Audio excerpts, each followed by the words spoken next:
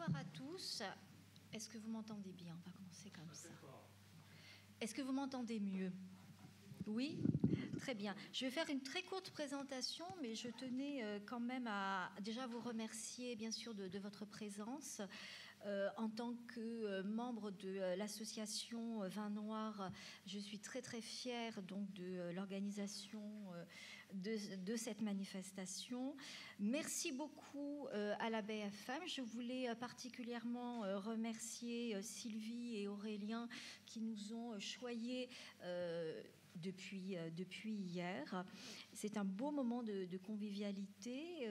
Notre président remerciait la ville de Limoges. Je le ferai de manière plus nominative en remerciant M. Cubertafond d'être parmi nous. C'est toujours un plaisir. Bien, plaisir, grande fierté de recevoir ce soir un conférencier assez exceptionnel. Je pense que c'est votre premier crime artiste. Moi, c'est mon premier crime artiste en tout cas. Donc, on peut s'en féliciter. Merci Christophe d'être avec nous. D'autant que dans sa grande carrière de conférencier, il donne la bonne parole en racontant quelques horreurs quand même, sur les scènes de crime au musée de par le monde. Il nous vient là de sa tournée américaine, nord-américaine, New York, Washington, c'était le 26 mai, je crois que c'est ça. Donc, écoutez, de Washington à Limoges, quand même. On peut être très, très content de l'avoir avec nous. J'aimerais vous présenter, mais je ne sais pas par quoi commencer.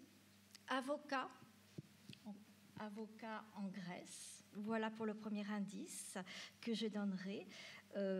Études de criminologie, commencer en Grèce, continuer à Paris. Donc c'est à ce moment-là qu'on a la chance de le récupérer pour la France. Première publication très remarquée, son éditeur n'est pas loin au passage en 2017 avec les scènes de crime au Louvre, très remarqué, très très remarqué. Donc il a vraiment eu un beau succès. À partir de là, la voie royale était, comme on dit, ouverte. Scène de crime numéro 2, donc vous l'avez à Orsay. Puis, on en parlera encore plus demain, roman policier dans les pas d'Agatha Christie, puisque Christophe et moi partageons une passion infinie pour la reine du crime. Et puis, la cerise sur le Sunday, comme on dit au Québec, c'est que vous allez nous faire le plaisir donc d'étudier quelques tableaux du musée des Beaux-Arts de Limoges. Et je remercie ici la directrice qui vraiment a été incroyable et nous a beaucoup aidés. Donc, je n'en dis pas plus et je vous laisse découvrir les scènes de crime. Merci.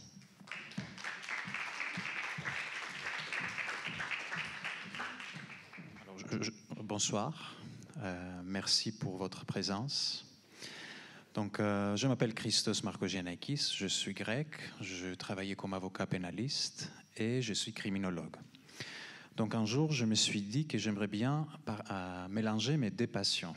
Ma passion professionnelle, qui est le meurtre, et ma passion personnelle, qui est l'art. Vous savez, on a tout analysé et étudié dans l'art. On a analysé l'art, on a analysé l'amour, la mode, les animaux, mais personne n'a jamais analysé les crimes dans l'art. Et on les trouve partout. Pourquoi? D'abord, je vous rappelle qu'un sociologue français, Émile Durkheim, du 19e siècle, disait qu'une société sans crime n'existe pas. Et c'est vrai, n'importe où, n'importe quand. Et comme un phénomène normal alors dans toutes les sociétés, le crime a trouvé sa place dans l'art. Et ce n'est pas les crimes, les petits crimes qui sont représentés, c'est plutôt les crimes atroces qui fascinent les publics. Donc, cette fascination par les crimes dans l'art était la fondation de ce que j'ai appelé criminart. Et il faut dire que les fondateurs, si vous voulez, théoriques de cette discipline crime artistique, c'est le philosophe anglais Thomas de Quincey, un philosophe du 19e siècle, qui disait qu'il faut considérer l'assassinat comme un des beaux-arts. Il disait bien sûr qu'il faut tout faire afin de sauver la victime. Il faut arrêter le coupable, mais si la victime est déjà morte, on peut faire un bon spectacle d'une mauvaise affaire. Pourquoi ? Parce qu'il nous dit que le meurtre a deux points de vue. Il y a le point de vue moral et légal qu'on laisse aux juges et aux prêtres. Et pour nous, c'est le côté esthétique qui compte. C'est le point de vue esthétique. Et donc, ce que j'ai fait avec vous, avec le lecteur, on entre ensemble dans les musées. Je vous rappelle que pendant des siècles, les artistes ont été inspirés par la mythologie gréco-romaine, par la Bible et par l'histoire. Les trois sont pleins de sang. Donc, je vous prends par la main et on entre dans les musées et on regarde les tableaux comme des vraies scènes de crime. Comme si c'était une scène de crime d'aujourd'hui, qu'est-ce que la police aurait fait afin d'élucider ce qu'on voit, le meurtre qu'on voit.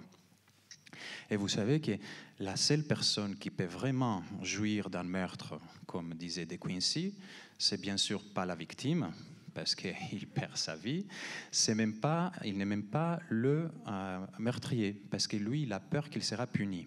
Donc la seule personne qui peut vraiment profiter d'un meurtre, c'est les témoins. Donc on sera ensemble des témoins dans quelques musées que vous allez voir. On va commencer avec le Louvre, l'Orsay, les musées des Beaux-Arts de Limoges.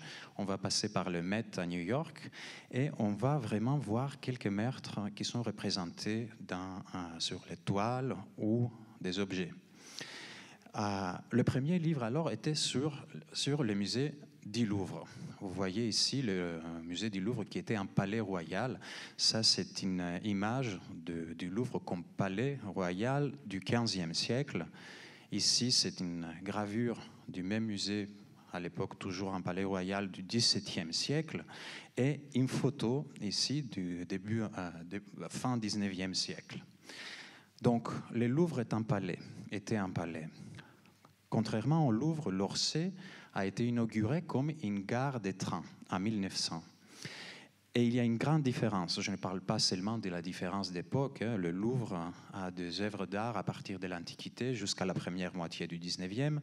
Dans l'Orsay, on a l'art du fin 19e, début 20e. Il y a une autre différence qui est très grande. Alors, le Louvre était un palais royal, donc le Louvre est lié au grand nom des rois et des reines. Le musée d'Orsay était une gare de train qui incarne l'anonymat. Il y avait des millions et des millions de passagers sans nom qui sont passés par cette gare, qui ont monté au bord des trains. Et c'est pour ça que beaucoup d'écrivains ont choisi des personnages, des voyageurs, comme des protagonistes de les livres qui ont des crimes dedans. Je vous rappelle le Orient Express d'Agatha Christie, L'inconnu du Nord Express de Patricia Highsmith, ou même La bête humaine d'Émile Zola. Donc, vous voyez ces musées magnifiques qui étaient une gare. On va commencer avec cette photo et à la fin, on va retourner à cette photo. Pourquoi ? Parce que dans cette image, on voit les plus grands meurtriers. Mais on va parler tout à l'heure. Comme je vous ai dit, il y a 3 sources d'inspiration pour les artistes qui représentent des meurtres. C'est la mythologie gréco-romaine, l'histoire et les histoires religieuses et la Bible. Ici, sur cette chasse qui se trouve dans le musée de Limoges, une chasse, on est fin XIIe siècle et on voit un martyr. On voit Thomas Becket, qui était un archevêque anglais. Et ça, c'est un reliquaire qui nous montre l'instant de son meurtre. Alors, Thomas Becket on est en 1170, et Thomas Becket était un archevêque de Canterbury. Alors, c'était à lui de couronner le roi de l'Angleterre. Mais le nouveau roi, Henri le Jeune, a été couronné par quelqu'un d'autre. Donc, il n'a pas pu supporter Thomas Becket, donc il a excommuniqué les prêtres qui ont couronné le roi. Le père alors du jeune roi Henri le jeune, Henri II, n'a pas pu supporter cette insulte. Il a dit comment est-ce que vous pouvez vous supporter que votre roi est insulté comme ça. Donc il y a eu 4 chevaliers qui ont entendu cette parole des rois et ils ont décidé de tuer Thomas Becket. Alors ils sont allés à l'église à Canterbury. On est le 29 décembre 1170 et il trouve cet homme et lui dit « Il faut que tu viennes avec nous pour que tu sois jugé par les rois ». Il dit « Non, parce que je n'ai rien dit d'injuste, je reste ici ». Donc, ils prennent leurs épées et on voit les résultats ici. Ils l'ont décapité sur place, dans l'église. Il y a même un témoignage qui dit qu'ils lui ont coupé la couronne de sa tête. Ils ont séparé la couronne de sa tête du reste de sa tête. Ici, on voit une décollation plutôt classique. C'est pas la couronne, mais c'est toute la tête qui part. Donc, par ces coups, la couronne de sa tête a été séparée de la tête, de manière à ce que le sang blanc du cerveau et le cerveau non moins rouge du sang teignaient les sols de la cathédrale. Donc, vous voyez cet instant, 2 des 4 chevaliers qui décapitent Thomas Becket, qui sera canonisé par les papes 3 ans après. Et ces reliques seront distribuées dans toute l'Europe. Il y a de cette chasse, entre la fin du XIe et début XIIIe siècle, il y aura beaucoup de chasses comme ça, des reliquaires, où on trouve les reliques de Thomas Becket. Il nous reste aujourd'hui 52 qui montrent des épisodes de la vie de Thomas Becket. Ici, vous voyez ses funérailles. Il est déjà attribué sa sainteté. Et donc, cette chasse est dans la forme d'une sépulture primitive chrétienne. Il y a une autre chasse, vous voyez ici avec des détails, la décollation. Il y a une autre chasse qui se trouve dans le Louvre, de la même époque, de Limoges, toujours, qui nous montre un autre épisode. C'est toujours un épisode religieux, mais c'est un épisode de la Bible. C'est le massacre des Saints Innocents. Je vous rappelle que quand Jésus-Christ est né, les 3 mages ont vu l'étoile et ils ont commencé de le suivre afin d'offrir leur cadeau au nouveau-né.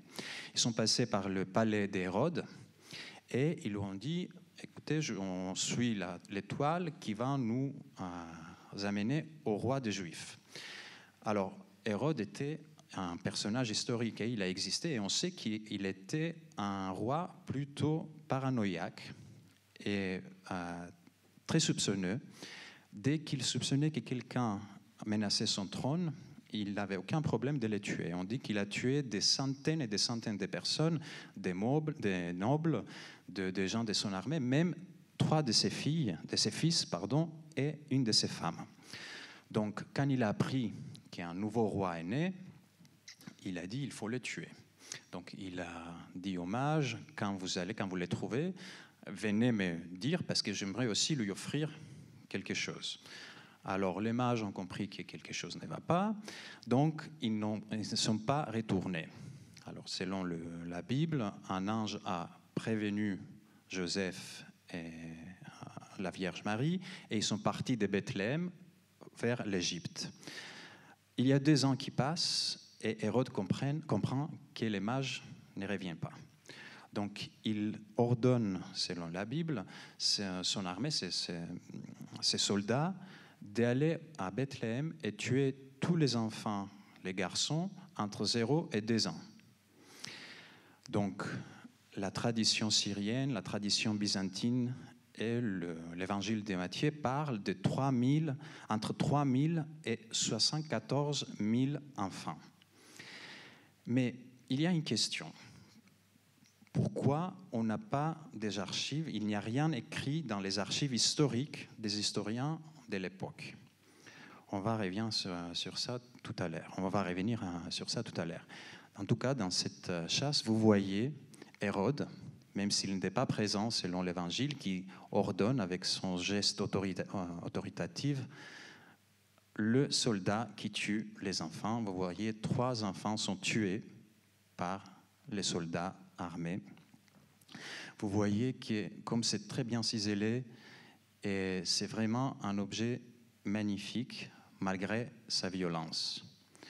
Donc ici, on voit 3 enfants. Selon les traditions, comme on a dit, il s'agissait de dizaines de milliers d'enfants. Donc on se demande pourquoi il n'a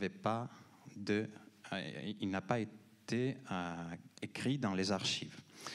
À mon avis, la réponse est à cause d'un vrai nombre de victimes. Alors, selon Flavius Josephus, qui était un historien de l'époque, Bethléem, à l'époque, était une ville de 1000 habitants. Donc, selon les statistiques et l'archéologie, une ville de 1000 habitants, le numéro de garçons entre 0 et 2 ans est entre 4 et 40. Donc, dans une petite ville paysanne, une douzaine ou 2 douzaines d'enfants qui sont tués par un roi qui était habitué, qui était nommé de tuer des centaines de nobles, des soldats et de sa famille même, n'a pas eu cet effet fascinant afin qu'on l'écrive dans les archives. À mon avis, c'est ça la réponse. En tout cas, même s'il a tué 4 enfants, selon la définition des FBI, il est un tueur de masse. Parce qu'à partir de 4 enfants, quand on tue 4 individus pendant le même épisode, sans pause, sans intermission, on a un tueur en masse qui le distingue des tueurs en série qui ont 2 ou plus de victimes, mais avec une intermission, une pause entre les actes. Donc Hérode, même s'il n'a pas tué 74 000 enfants, même s'il a tué seulement 4 enfants, il est un tueur en masse. Et on va rester dans la Bible avec un tableau qui se trouve dans le musée des Beaux-Arts de Limoges. C'est le sacrifice de Jephthé par Jean-Henri Routhier de Lille. On est fin 18e ou fin 18e, début 19e. Et on va parler des sacrifices humains. Alors, les sacrifices humains, c'est quelque chose qui a existé, ou alors meurtre rituel, parce que ça se passe toujours selon un rituel. C'est quelque chose qui existait dans beaucoup de civilisations aux époques lointaines.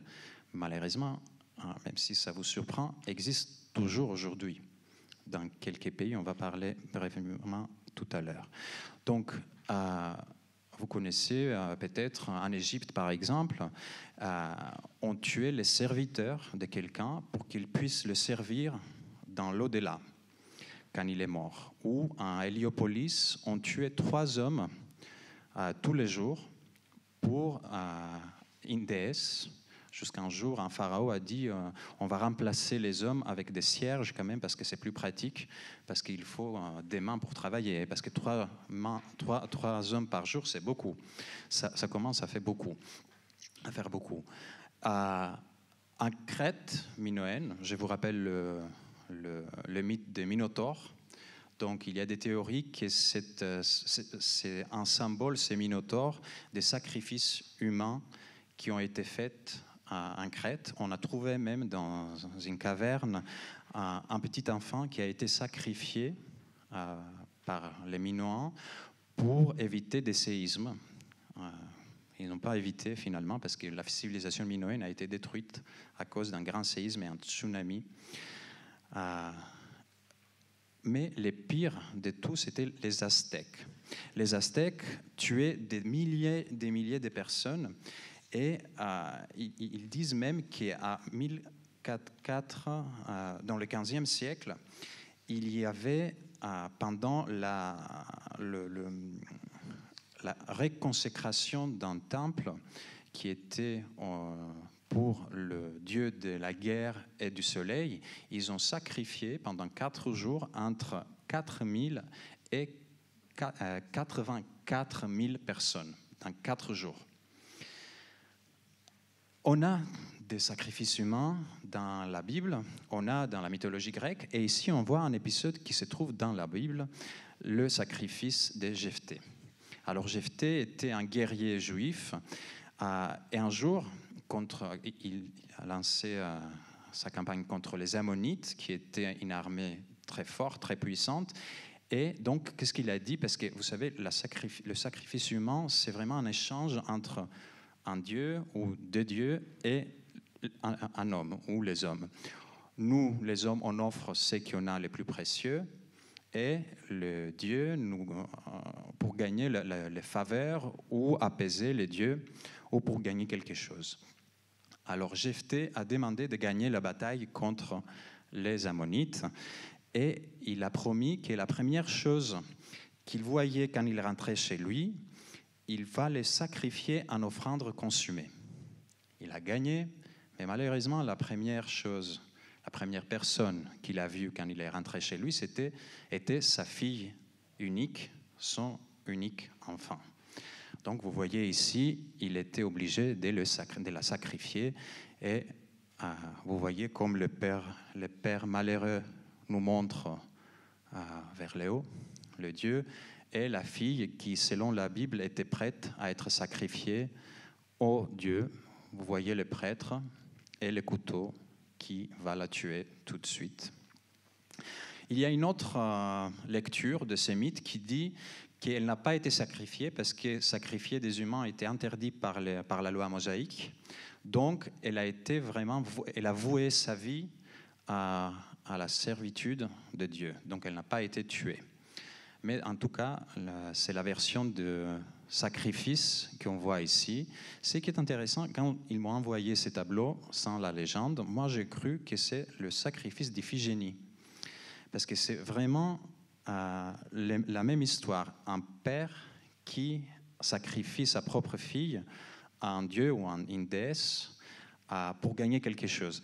Et c'est très intéressant parce que même le chapeau que vous voyez ici, ça me rappelle la lune qui est le symbole de Diane.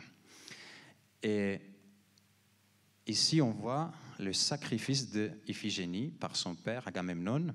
C'est un tableau qui se trouve dans le Met à New York de Gandolfi. Donc, je vous rappelle un peu l'histoire des Atrides. On va les voir tout à l'heure parce que c'est vraiment une des familles des plus maudites en Grèce antique. Alors, Atrès avait deux fils. Il était le roi des Mycènes. Il avait Ménélas, qui était le roi de Sparte, qui est devenu roi de Sparte, et son fils Agamemnon, qui est devenu, après la mort d'Atrès, le roi des Mycènes. Et les deux frères se sont mariés avec deux sœurs. Hélène, on dit la belle Hélène pour Ménélas, et Clytemnestre pour Agamemnon. Un jour, Paris, un prince troyen, voit Hélène et il l'enlève, et on a le prétexte pour la guerre de Troie. Alors Agamemnon, le frère de Ménélas, le mari trompé, il devient le général de l'armée grecque. Mais il y a un problème. Ils ont les navires prêts à partir au port d'Argos, mais il n'y a pas de vent favorable pour qu'ils puissent partir. Et pourquoi? Parce qu'apparemment, Agamemnon avait insulté la déesse Diane et elle exigeait un sacrifice pour qu'elle les laisse partir. Et c'est quoi ce sacrifice? C'était la vie de sa fille Iphigénie. Agamemnon a eu 3 enfants avec Clytemnestre, Iphigénie, Électre et Oreste.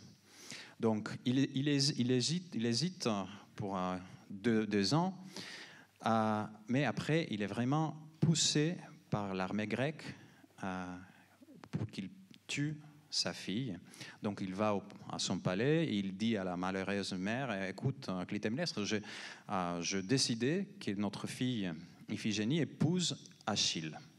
Achille, il était le plus beau héros grec. Donc prépare-toi pour le mariage, et moi je prends Iphigénie et on t'attend à Argos. Alors la mère met sa belle robe, la fille aussi, elle est très contente qu'elle va épouser Achille. Ils arrivent sur place et la fille apprend que son père va la sacrifier. Et vous voyez ici l'instant de ces sacrifices. Vous voyez le prêtre qui garde le couteau dans sa main la victime de ces sacrifices. Vous voyez le père malheureux qui garde, qui ferme ses yeux parce qu'il ne veut pas voir qu'est-ce qui va arriver. Et vous voyez aussi Achille qui a essayé de défendre Iphigénie, mais il n'a pas pu. Mais il y a un twist dans l'histoire, le moment que le prêtre est en train de tuer la belle-fille, il y a Diane qui décide de la sauver. Vous voyez alors un poteau qui sauve Iphigénie et ils ont mis un cerf à sa place. Donc elle est sauvée, mais selon le mythe, Agamemnon ne le sait pas que sa fille est sauvée. Donc le vent est favorable, ils partent et on a la mère Clytemnestre qui arrive pour le mariage de sa fille. Il n'y a personne et elle apprend que sa fille a été tuée par son mari. La guerre de Troie dure 10 ans, et 10 ans après, les Grecs sont les vainqueurs. Agamemnon rentre chez lui comme le vainqueur. Mais il sera tué par sa femme Clytemnestre. Avant de vous expliquer qu'est-ce qu'on voit ici, je vais vous dire qu'aujourd'hui, en tout cas, tuer un mari ou une femme s'appelle mariticide ou uxoricide. Aujourd'hui, les femmes qui tuent leur mari, c'est des femmes qui tuent un mari plutôt abusif. C'est-à-dire, ils tuent quelqu'un afin de mettre fin à son abus. Donc, on va poser la question si Agamemnon était un mari abusif. Alors, avant de se marier avec Clytemnestre, Clytemnestre était déjà mariée avec un autre homme. Et elle avait un enfant avec cet homme. Agamemnon l'a vu, il est tombé amoureux d'elle, et il a tué son premier mari et son premier enfant. Et il a pris pour lui parce qu'il était le roi. Et il était un homme fort. Ça, c'est ironique. Donc, elle devient la reine des Mycènes. Ils ont 3 enfants ensemble. Elle a appris à l'aimer. Et un jour, comme je vous ai dit, elle va vers le mariage et elle comprend que son mari a tué leur fille. Alors, ça fait 2 enfants déjà tués par son mari. 10 ans, alors elle prend un amant. Il faut dire que l'histoire est un peu compliquée parce que cet amant, Égiste, que vous voyez ici, est un cousin d'Agamemnon. Il est le fils du frère de son père. Il faut dire qu'Atrès avait servi à son propre frère ses enfants pour les manger. Alors c'est un peu compliqué les histoires familiales en Grèce. Donc elle a pris un amant, ils se sont aimés, ils ont gouverné sur Mycène. Et un jour, 10 ans après, Agamemnon revient vainqueur, mais il ne revient pas seul. Il revient avec une autre femme, Cassandra, une princesse troyenne qu'il avait enlevée et avec qui il a eu 2 enfants. Donc, il a tué ses 2 enfants et son premier mari. Il a trompé en disant que je vais marier notre fille avec un Achille et il a tué. Et il rentre chez lui comme si rien ne se passe avec une autre femme et des enfants. Est-ce qu'elle a eu raison, est-ce qu'elle avait raison de les tuer ou pas? C'est à vous de décider. En tout cas, vous voyez ici l'instance, c'est un très, très beau tableau de Narcisse Guérin qui se trouve dans le Louvre, qui s'appelle « Clytemnestre hésitante avant frapper Agamemnon ». Vous voyez Agamemnon qui est endormi avec son équipement de la guerre qui ne va pas lui servir ici, malheureusement, pour lui. Et vous voyez comme elle regarde son mari avec les couteaux et on peut voir de sa posture qu'elle hésite vraiment. Vous voyez comme elle est un peu vers le derrière. Et on voit ici Égiste, son amant, qui lui rappelle tout ce qu'Agamemnon lui a fait. Donc, vous voyez la lumière qui est vraiment très menaçante dans ces tableaux. Et on connaît l'issue de ces tableaux. Les 2 amants vont tuer Agamemnon. Mais ce n'est pas la fin de l'histoire, parce que dans les affaires familiales en Grèce, les sang appellent pour encore plus de sang. Donc, Clytemnestre tue son mari, mais elle sera tuée de son tour par leur propre fils, Oreste.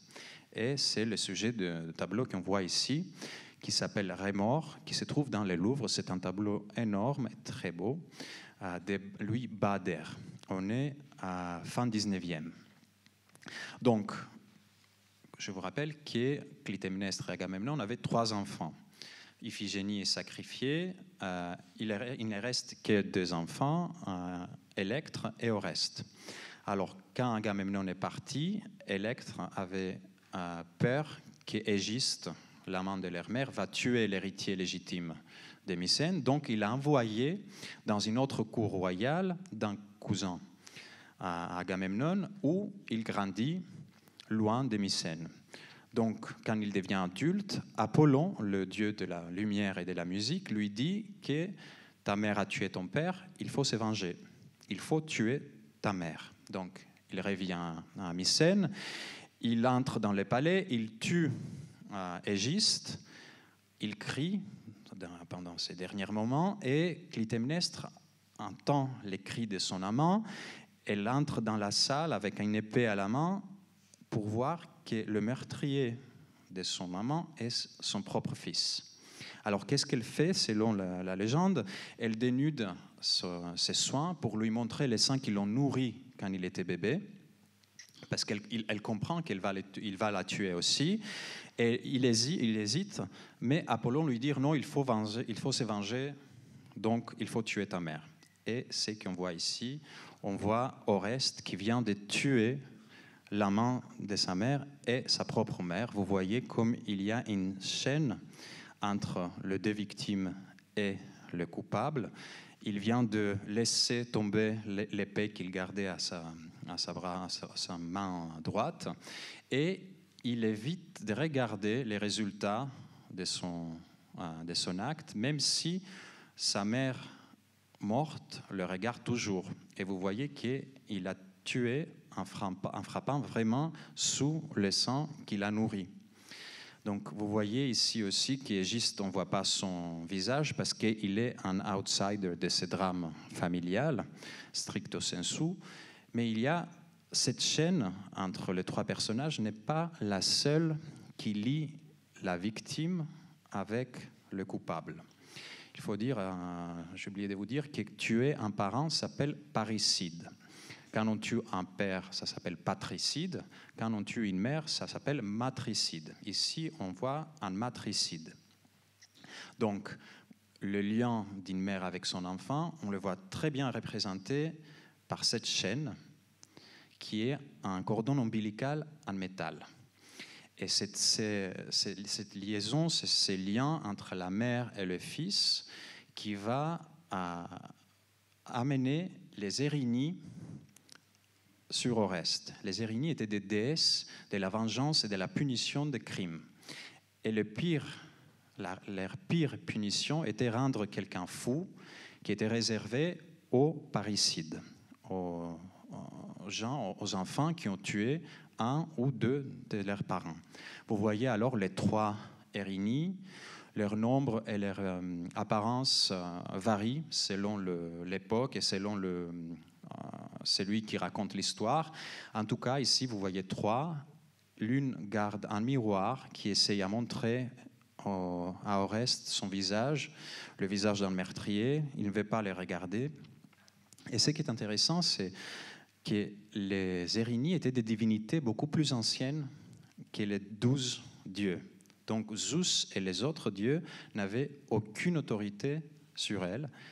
C'est pour ça que vous voyez Apollon ici, qui vole, qui essaye de défendre Oreste, mais il ne peut pas. Donc les Érinies vont poursuivre Oreste pour le rendre fou pendant 1 an. Et après beaucoup de péripéties, Oreste va arriver à Athènes, où il sera jugé par un tribunal créé par Athéna. Un tribunal créé par Athéna avec des nobles athéniens. Alors, Tisiphone, l'aîné des Érinies, joue le procureur, et l'avocat de défense, c'est Apollon. Ce qui est intéressant, c'est que la ligne de défense d'Apollon, qu'est-ce qu'il dit? Que ce n'est pas vraiment un parricide, parce que la mère n'est pas un parent. La mère, c'est juste la terre où on met les graines. Le vrai parent, le seul parent, c'est le père. Entre parenthèses, ça c'est très contradictoire d'Apollon, Parce que lui, avec sa sœur jumelle, sont connus d'avoir commis des massacres si quelqu'un insultait leur propre mère, Leto. Je vous rappelle l'histoire des Niobé et des Niobides. Niobé était une reine en Grèce qui était barbare, c'est-à-dire elle n'était pas grecque, donc elle ne connaissait pas les traditions religieuses grecques. Donc un jour, elle dit à son peuple, mais pourquoi vous adorez Niobé, Leto, que vous n'avez jamais vu, et vous n'adorez pas moi. Moi, je suis, elle dit, reine, je suis sœur, fille et épouse d'un roi. Et j'ai 14 enfants. Elle avait 7 filles et 7 garçons. Leto n'a que 2. Alors, quand Apollon et Artémis ont entendu ça, ils ont tué devant elle ses 14 enfants d'un coup. Donc, vous voyez comme c'est un peu contradictoire pour Apollon de dire que la mère n'est pas un parent.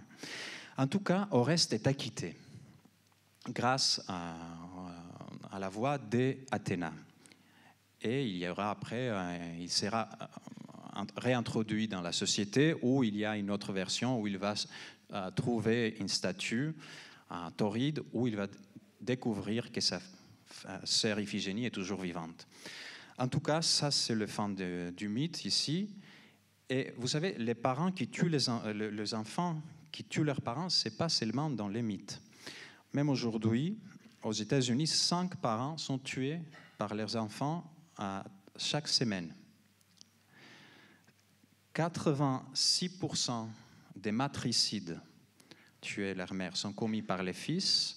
87% des patricides sont commis par leurs fils. Donc, si vous avez des garçons, faites attention. Dès la Bible, dès la mythologie, on va repasser à la Bible et une histoire qui a nourri vraiment l'inspiration pendant des siècles des artistes. Et c'est un tableau qui se trouve dans le musée des Beaux-Arts de Lille. C'est un tableau de Gardel. Oh non, oui, un tableau de Gardel. On est mis au milieu du 19e. Judith et Holoferne. Donc, je vous rappelle l'histoire. Selon la Bible, Béthulia, une ville juive, a été assiégée par les Assyriens. Le roi Nabucodonosor avait envoyé son général le plus puissant, Holoferne, afin de conquérir tout le monde. Et ceux qui résistaient étaient tués. Donc, après 40 jours de siège, les Juifs de Béthulia ont commencé à avoir soif, rien à boire, rien à manger. Donc, ils sont prêts à se rendre. Mais une veuve belle et jeune, qui s'appelle Judith, vient au chef de la ville et elle dit « Non, moi je vais sauver notre ville grâce au Dieu ». Qu'est-ce qu'elle fait alors? Elle met sa plus belle robe, elle met, vous voyez, ses bijoux, les plus beaux bijoux, elle met du parfum sur son corps et ses cheveux et elle part au camp d'ennemis. Alors tout le monde qui la voyait était vraiment époustouflé. Il amène devant Holoferne qui est tombé amoureux de cette beauté et il lui dit, Judith, elle lui dit j'ai la façon comment vous allez avoir Béthulia même sans des combats. Donc il est encore plus admiratif, il dit elle n'est pas seulement belle, elle est très sage aussi. Donc après 3 jours, il organise une fête à son honneur. Et tout le monde boit, tout le monde danse. Et à la fin, il est sûr qu'il va avoir Judith dans son lit. Vous voyez alors ici, comme il a trop bu, il est ivre. Hein, vous voyez comme elle le regarde. C'est elle qui lui sert le vin afin de pouvoir faire ce qu'elle va faire après. Vous voyez comme il est vraiment dans c'est la représentation du despote oriental et de la beauté dangereuse. Donc, qu'est-ce qu'elle fait? Il dort, Holoferne. Elle prend sa propre épée, l'épée de Holoferne, Judith, avec ses petites mains, mais c'est grâce à Dieu qu'elle peut l'utiliser, et elle lui coupe, elle lui tranche, elle lui coupe la tête. Et vous voyez ici, dans le background, il y a sa serviteur qui a toujours le vin pour le servir, et sa serviteur avec un sac où ils vont mettre la tête d'Holoferne et ils vont l'amener dans leur ville.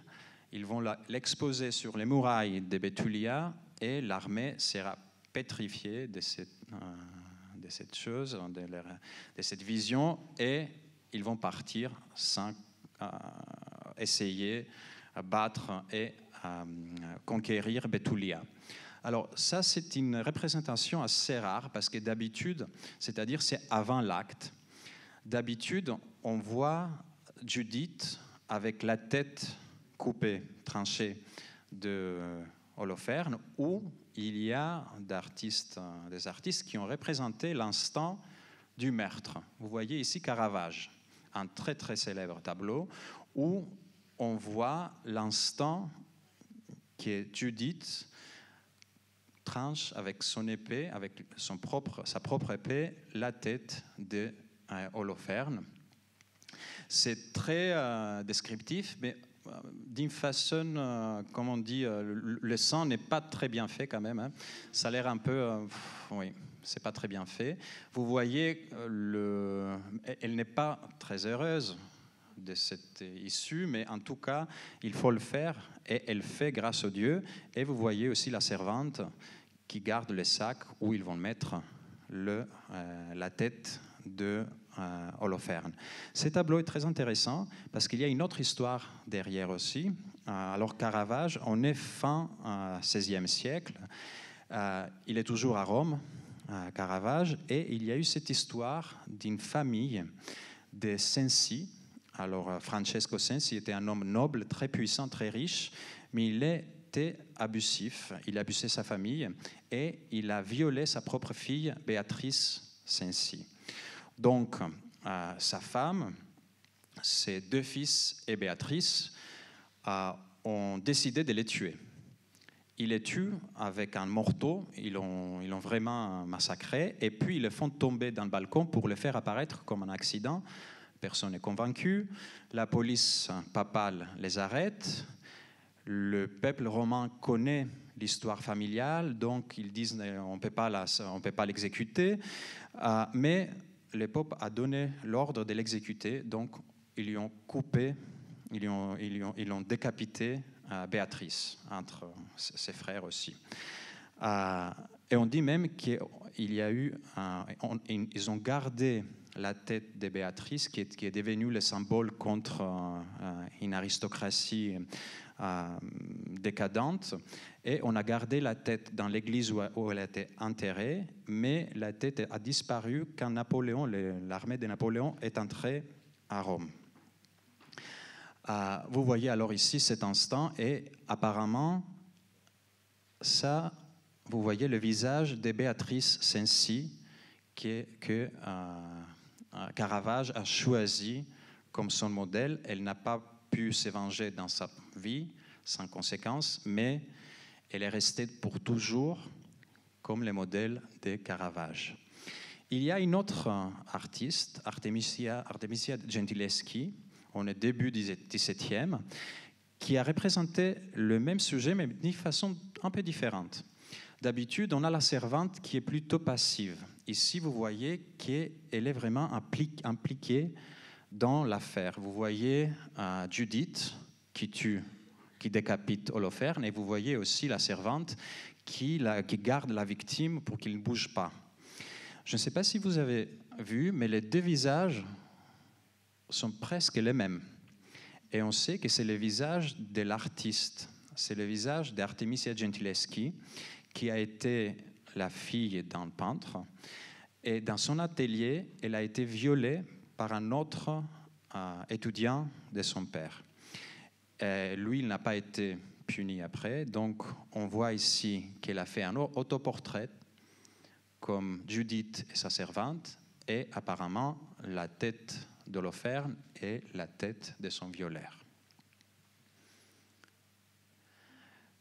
Judith n'est pas la seule femme qui est célèbre pour avoir décapité, pour avoir été responsable, en tout cas, de la décapitation, de la décollation d'un homme. Je vous rappelle Salomé.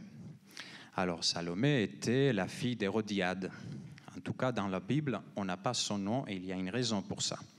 Alors, Saint Jean-Baptiste, vous voyez ici sa tête coupée, prêchait à Galilée et Pérée, on est au début du 1er siècle, où le chef était Hérode Antipas. Il était un chef, un roi plutôt sage, mais c'était sa vie privée qui avait trouvé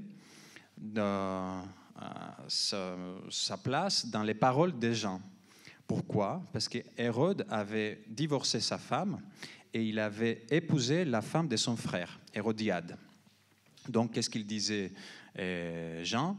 Il disait que ce n'est pas pis d'avoir comme femme la femme de ton frère. Alors Hérodiade, elle est furieuse de ces calomnies, donc elle cherchait un prétexte pour se débarrasser de Saint Jean. Alors, de Jean le Baptiste, on l'appelle le Baptiste parce qu'il a baptisé son cousin Jésus. Donc, Jean le Baptiste, il est emprisonné par Hérode, mais il n'ose pas les tuer. Pourquoi? Parce qu'il est très aimé par son peuple, et puis parce qu'il a raison, et il dit la vérité. Donc, Hérodiade cherche le prétexte pour tuer Jean-Baptiste, et elle l'a trouvé pendant la fête d'anniversaire d'Hérode.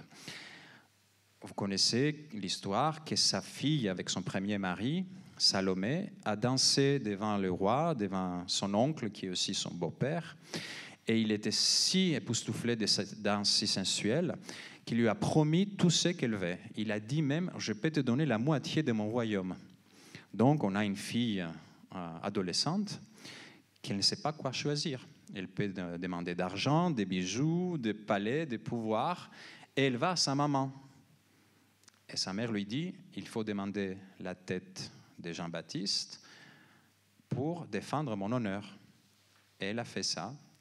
Et Hérode savait qu'il ne peut pas résister parce qu'il avait fait cette promesse devant tout le monde. Donc, on voit ici les résultats de cette promesse. Vous voyez comme une main serre dans un plat d'argent, sur un plat d'argent, la tête fraîchement découpée de Jean-Baptiste. Comme je vous ai dit, dans la Bible, le nom de Salomé n'existe pas. Pourquoi? Parce qu'on l'appelle la fille d'Hérodiade, parce que le vrai coupable de cette affaire, c'est la mère. Ce n'est pas la fille. La fille a demandé à sa mère, qu'est-ce qu'il faut que je demande? Et c'est la mère qui a demandé la tête de Saint Jean-Baptiste. Et vous voyez ici son réaction. Elle ne regarde même pas, elle n'est pas satisfaite de cette récompensation, parce qu'elle aurait préféré d'avoir quelque chose, des bijoux par exemple. Elle est une fille adolescente. Mais vous voyez comme cette histoire lui a coûté cette caractérisation, parce que pour nous, elle est l'archétype de la femme fatale. L'archétype, c'est ça? Ouais. Ouais. Parfois, je me trompe. Je ne comprends pas, entre parenthèses, pourquoi c'est archevêque et c'est archétype. Ça, je n'ai jamais compris. Voilà. Et les deux sont grecs, des racines grecques, alors voilà. Donc, elle est devenue l'archétype de la femme fatale, malgré elle. Et vous savez, il y a une théorie criminologique qui s'appelle la théorie de l'étiquetage, créée par un criminologue dans les années 60, Howard Becker, qui dit que quand on attribue à quelqu'un une étiquette de criminel, et lui, il assume cette étiquette comme son identité personnelle, il devient ce qu'on attend de lui. Et vous voyez les résultats ici. On a Salomé de Regnault, qui se trouve dans le Met, à New York. Ici, on n'a plus la fille obéissante. Ici, on a vraiment la fille qui utilise sa sexualité, sa sensualité pour gagner quelque chose de mauvais. Vous voyez son regard, hein? Elle est vraiment dangereuse, elle est une femme fatale, et vous voyez les outils que le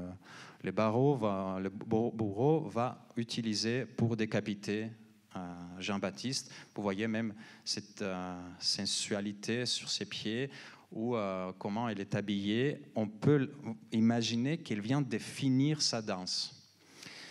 Donc, est-ce qu'elle est une fille obéissante? Est-ce qu'elle est une femme fatale? Ça, c'est à vous de décider. Mais ce qui me fascine, c'est qu'on a deux femmes. C'est pour ça qu'on dit c'est toujours le jury qui nous donne la décision. On a Judith et Salomé. On a deux femmes qui ont utilisé leur beauté et leur sexualité afin de finir avec une tête coupée d'un homme. Judith est la meurtrière héroïque et Salomé est devenue, je ne vais pas utiliser le mot, elle est devenue l'archétype de la femme fatale. Voilà. Et ce n'est pas seulement les jurys qui nous montrent, qui nous donnent la décision, c'est aussi les artistes. Parce que vous savez qu'un artiste n'est pas seulement le talent qui nous donne les résultats. C'est parfois, et souvent même, les idéaux politiques, les croyances religieuses ou sociales qui nous montrent pourquoi un artiste a représenté un sujet comme il représente. Et ici, on a un tableau très célèbre. On a Marat assassiné de l'atelier de David. Alors ça, il faut dire que c'est un tableau qui se trouve dans le Louvre. C'est une copie par l'atelier de David du tableau original qui se trouve à Bruxelles, avec quelques petites différences. Par exemple, dans l'original, ici, il dit « à Marat, David ». Donc, je vous rappelle un petit peu l'histoire. Marat, avec Robespierre, était les représentants des montagnards, le côté extrême de la Révolution française qui a noyé, pendant la Terreur, le pays dans le sang. Il y a une petite fille, une jeune fille à Caen, en Normandie, qui voit le Girondin, qui est le côté moins extrême, qui est tué par des dizaines à cause de Robespierre et de Marat, et elle décide que c'est à elle de faire quelque chose. Donc, elle va à Paris, elle va au marché du Palais Royal, elle achète un couteau de cuisine, elle essaye de rentrer chez Citoyen Marat. Une fois elle essaie, elle n'a pas pu, puis elle trouve une façon, elle dit « j'ai une liste avec les noms des Girondins de Caen, qui sont en danger à la Révolution alors », et elle est acceptée chez Marat dans sa chambre où elle prend le couteau de son poitrine où elle avait caché et elle tue Marat. Et on voit ici vraiment une scène de crime par excellence. La seule chose qui manque est les rubans jaunes de la police do not cross. Et on voit les trois indices, les trois éléments les plus essentiels d'une enquête pour un meurtre. On voit le mobile. Vous voyez ici, c'est le mobile, selon David, en tout cas, n'ayant pu me corrompre, ils m'ont assassiné. Parce que selon Charlotte Corday, il y a un autre mobile. Elle avait dit pendant son procès, j'ai tué un homme afin de sauver 100 000. Vous voyez l'arme, c'est le couteau.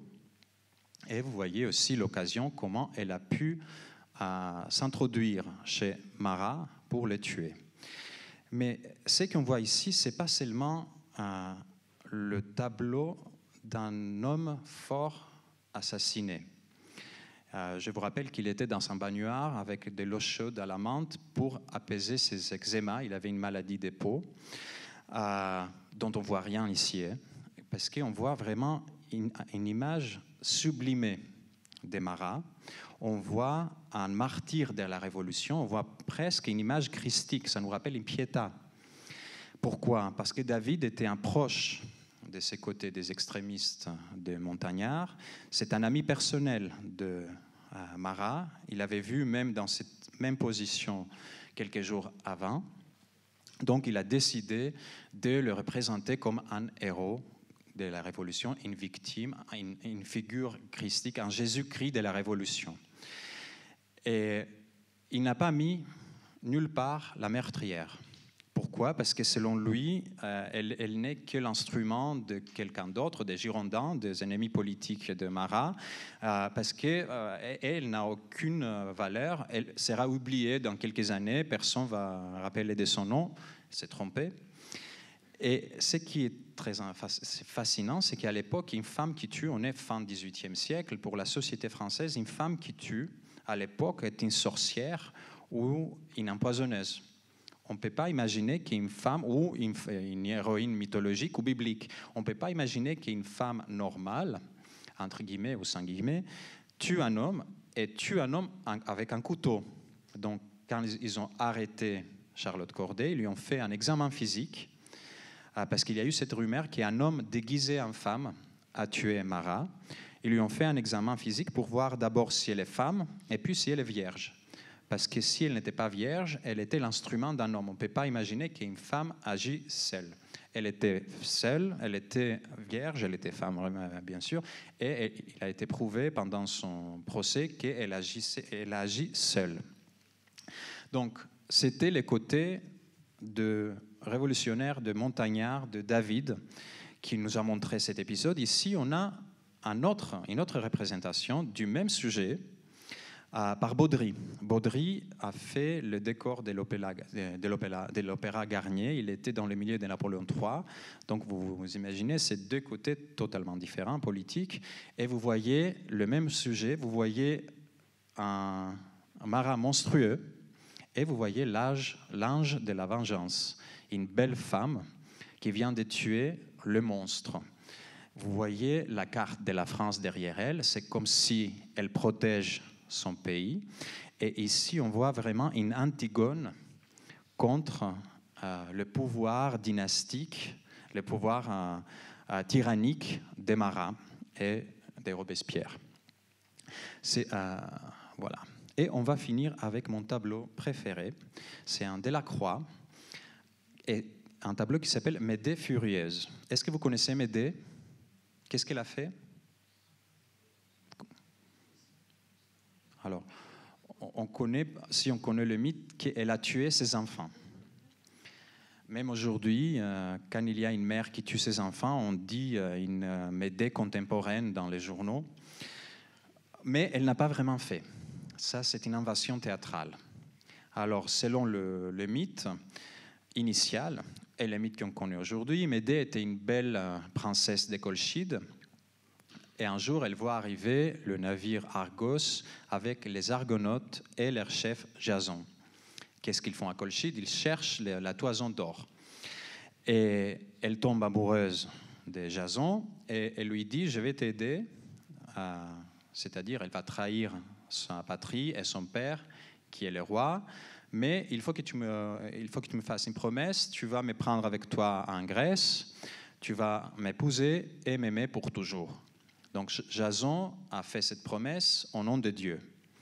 Donc ils prennent ensemble, ils enlèvent ensemble la toison d'or, ils partent avec le Argo, le navire, mais Aétès, le père de Médée, ne veut pas le laisser partir comme ça. Alors, il envoie ses propres navires pour les chasser et pour récupérer la toison d'or. Médée est partie avec Jason et avec son petit frère. Qu'est-ce qu'elle fait alors? Elle tue son propre frère, il les coupe en morceaux, il les jette dans la mer pour que les navires de son père arrêtent pour récupérer les morceaux de son frère, pour les tarder. Et elle a réussi. Donc, qu'est-ce qu'elle a fait? Elle a trahi sa patrie, elle a trahi son père, elle a tué son frère au nom de l'amour. Et elle espérait que cet amour va durer pour toujours, qui n'est pas le cas. Parce qu'un jour, Jason arrive, après 10 ans, et ils ont déjà eu 5 enfants. Les 2 derniers sont 2 garçons que vous voyez ici. Et il arrive un jour et lui dit, écoute, je vais trouver une autre femme. Elle est plus jeune, elle est plus belle. Elle est grecque, parce que Médée n'est pas grecque, elle est barbare, selon les idées de l'époque, c'est-à-dire pas grecque. Et elle est princesse. Il s'agit de Clocée, la princesse de Corinthe. Et je vais l'épouser, et je l'ai fait pour nos enfants, que pour nos enfants puissent un jour régner sur Corinthe. Alors Médée est furieuse, mais qu'est-ce que tu dis? Tu m'as promis, j'ai tout trahi que j'avais cher pour toi, je suis parti de ma patrie, je suis seul ici. Et tu m'avais promis au nom de Dieu que tu vas m'aimer pour toujours. Jason ne veut rien entendre et il part. Donc, pour se venger contre lui, qu'est-ce qu'elle fait, Médée? Elle envoie une robe empoisonnée et une couronne empoisonnée à Clocée, la nouvelle fiancée de son mari, et à son père à elle. Et bientôt, le glosser, la princesse, et Créon, les rois de Corinthe, sont morts. Donc, jusqu'ici, le mythe initial et la version d'Euripide, dans sa tragédie Médée, sont les mêmes. Mais il y a un changement dans la version d'Euripide.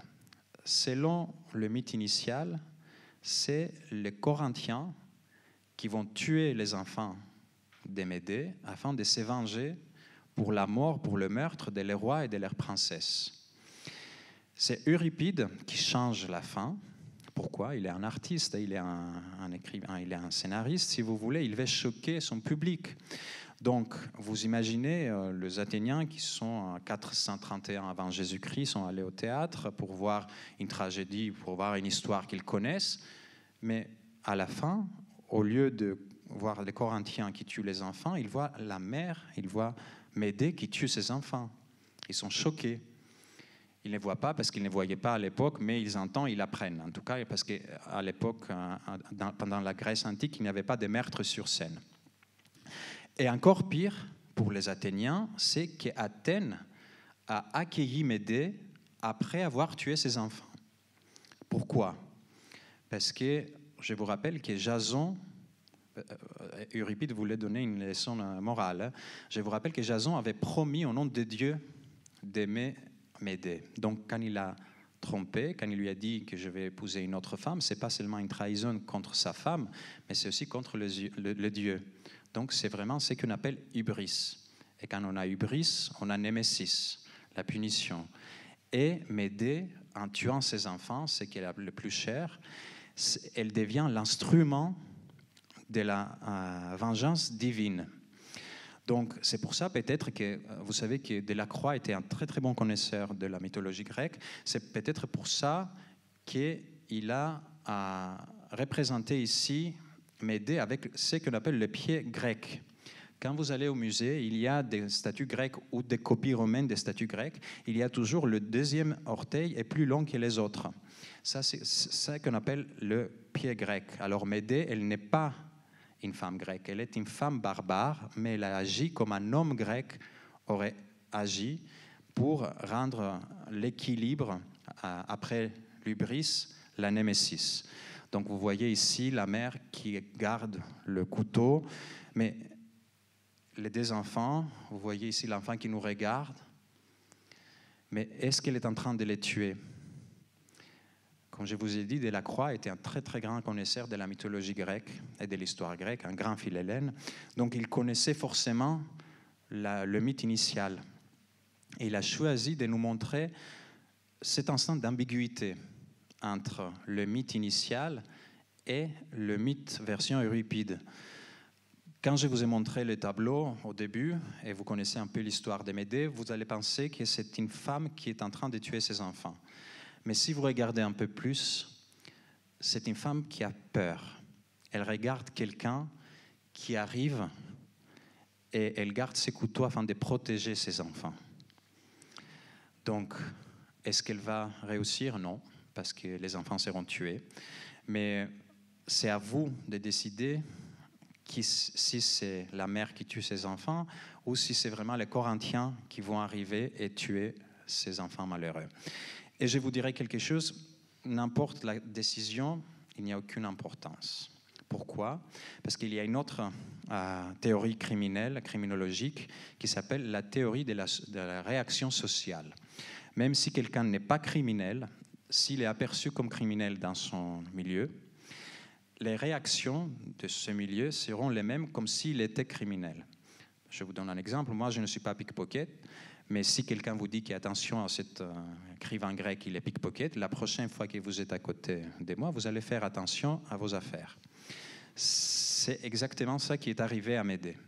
Elle n'a pas tué ses enfants, selon les mythes initial, mais elle est devenue pour toujours, dans notre conscience, la criminelle contre nature par excellence, la mère qui tue ses propres enfants. Donc, on a passé par la mythologie, la Bible, un peu l'histoire, et je vous ai pris par la main, on a passé comme des témoins. Vous êtes devenus maintenant vous-même avec les connaissances en sortant de ces livres, de ces musées, un peu des détectives. Vous êtes un peu des Hercule Poirot qui peut déchiffrer ce que vous allez voir. Et comme je vous ai promis, on va finir avec ces tableaux, avec cette photo de la gare d'Orsay où on trouve les plus grands criminels. Parce que selon Agatha Christie, il est le seul criminel, le seul meurtrier qu'on ne peut jamais arrêter. Vous le voyez? C'est le temps. Merci beaucoup.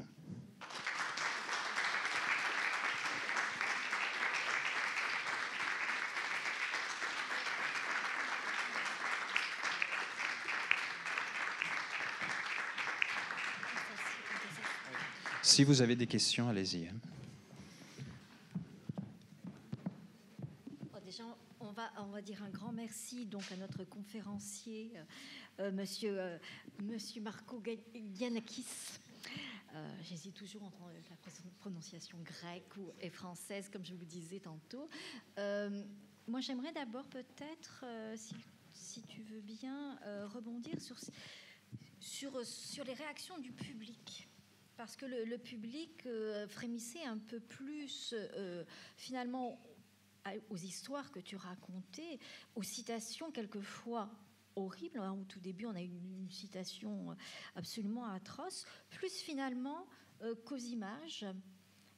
On est, il me semble, vraiment dans la fascination. Il y a quelque chose de très esthétique qui fait que finalement, on n'a pas trop poussé de cris d'horreur en face des tableaux. Et j'ai l'impression que c'est une constante dans ce que tu étudies dans les musées. Oui, mais comme Thomas de Quincey aurait dit, parce qu'à son époque, il y avait beaucoup de feux à Londres, donc il aurait pu dire, si on peut vraiment apprécier la beauté d'un feu qui brûle Londres sans être un pyromane ou un sauvage, on peut apprécier la beauté d'un meurtre sans être un meurtrier ou un monstre.